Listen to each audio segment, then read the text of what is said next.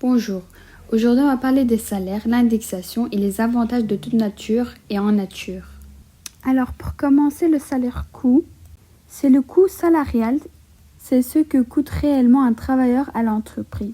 Il prend en compte le salaire brut qui comprend le salaire net, mais aussi toutes les retenues obligatoires comme les cotisations sociales, patronales et précomptes professionnels, et autres obligations légales comme les assurances. Elle couvre les dommages causés à vos biens propres, c'est-à-dire les assurances de biens et ceux que vous causez aux biens d'autrui, c'est-à-dire les assurances de responsabilité. Pour continuer avec le salaire brut, il faut désigner le salaire avant la réduction du précompte professionnel et des cotisations sociales. Après la réduction du précompte professionnel et des cotisations sociales, on obtient le salaire net. C'est le salaire qui est versé sur votre compte en banque. Le salaire brut se trouve en gros caractères sur la fiche de paye ou sur le contrat de travail.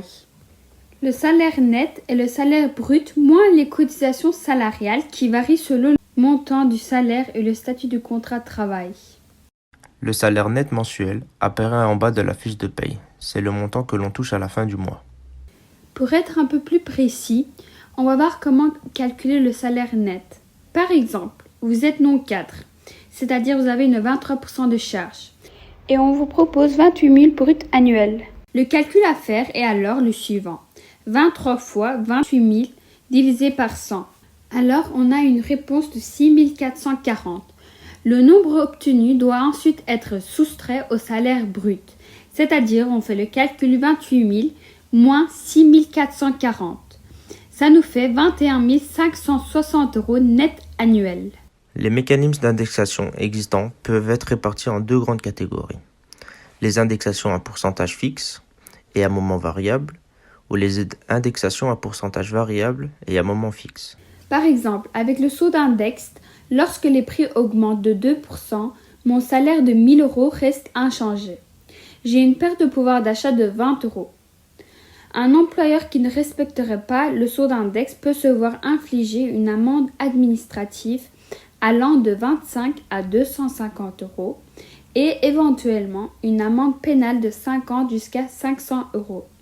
Cette amende sera multipliée par le nombre de travailleurs employés par l'employeur. Maintenant, on va voir les avantages de toute nature et en nature. Tout d'abord, les avantages en nature, ce sont les avantages que son employeur accorde à son employé gratuitement ou à coût réduit. Est-ce que les avantages en nature sont imposables? Alors, si votre employeur vous accorde des avantages en nature ou en argent, ils font partie de votre rémunération et sont donc imposables sur le revenu.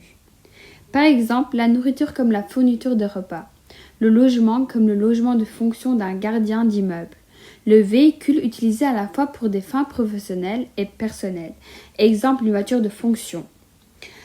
Et pour continuer, un avantage de toute nature est un avantage qu'un employeur ou une entreprise accorde à un membre de son personnel ou à l'un de ses dirigeants gratuitement ou à un prix modéré. Les valeurs de référence CO2 et l'avantage de toute nature minimum sont revus chaque année. Les valeurs de référence du CO2 pour 2022 sont de 75 g par kilomètre pour les voitures diesel et de 91 g par kilomètre pour les voitures à essence.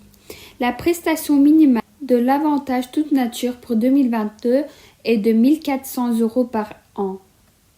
Quelle voiture 100% déductible? Les voitures électriques sont déjà déductibles à 100%. Attendre ne vous apportera donc rien de plus. Par contre, si vous commandez une voiture diesel, essence ou autre, le régime fiscal deviendra moins favorable après le 1er juillet 2023. Voici quelques exemples pour mieux comprendre. Une voiture de société, un ordinateur ou un abonnement à Internet.